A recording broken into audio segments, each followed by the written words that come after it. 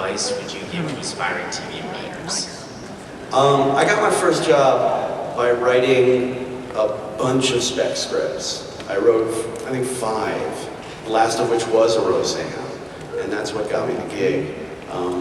It was just, kept crunching them out, basically, and you know, everyone would be received extremely well by my dad, with varying degrees from other people.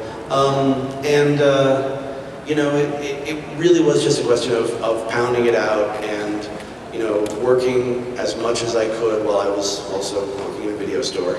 And trying to find the shows that really spoke to me. You know, people are always worried about, well, they've read too many specs of this, or never write a spec for a show that you want to be on, or something like that. But ultimately, the shows that inspire you are the ones that you're going to write something decent, that you're going to write something good about. And I also changed it up a lot. One of the ones that I wrote was for the Gary Shandling show, not Larry Sanders, it's Gary's show, the one before it, which was just completely absurdist and ridiculous. And to have a couple of different things, to be able to show a couple of different colors, that was really important for me when I was hiring people as well. It was, well, they can do the drama, but they got the other thing. And for somebody to have, you know, a truly funny spec and then, you know, some truly dramatic spec, obviously you can have one that's both, but to play different colors makes a big difference, I think, in getting hired. I know you're a lover of comic books.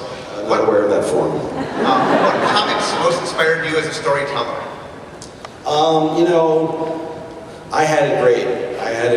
I grew up with comics in the perfect way. I was reading the Ross Andrews Spider-Mans, and they were sort of tough and fun. Then, you know, the Avengers, which I mentioned yesterday, the Jim Starlin Avengers Annual, with Death of Warlock, very key.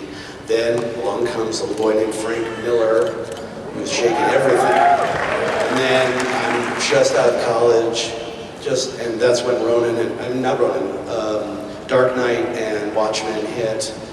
So I've managed to, the X-Men also before that, you know, was really groundbreaking, and I've managed to be the exact right age for every, like, groundbreaking mainstream comic. And I also read a lot of heavy metal when I was a kid, because that was the kind of comic that contained a sort of boobies that you really couldn't find in American literature at the time.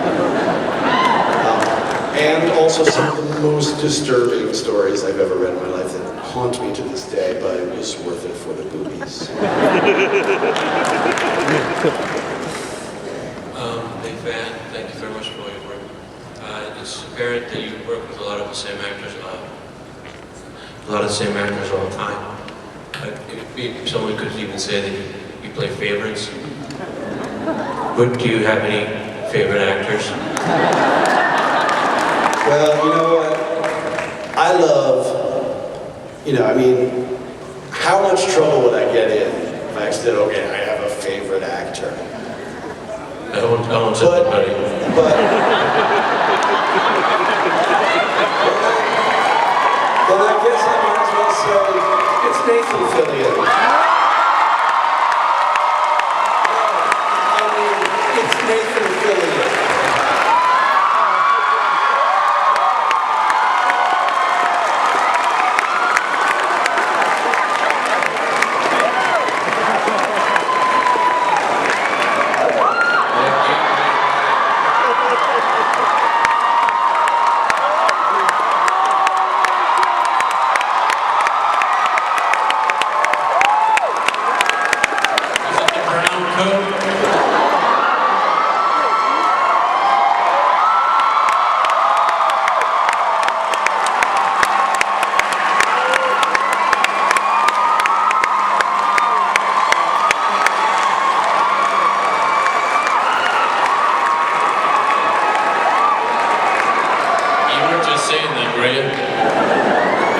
You know what it was?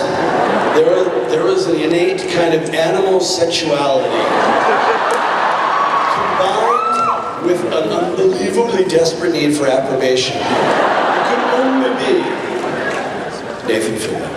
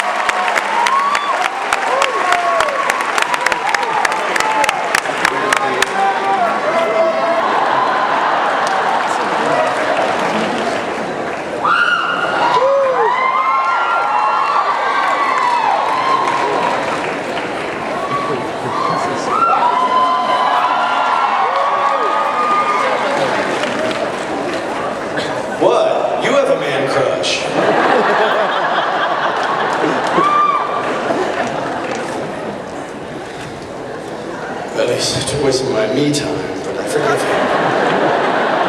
Okay, you not affiliate person. Wait, somebody is telling me that they're saying I have to stop. Stop. They want me to stop pussyfooting and really get into the tough questions. No. They are telling me that I am finished. I'm sorry, we're out of time. Yes. They're telling me that I'm finished in this business. That was it. It was my swan song.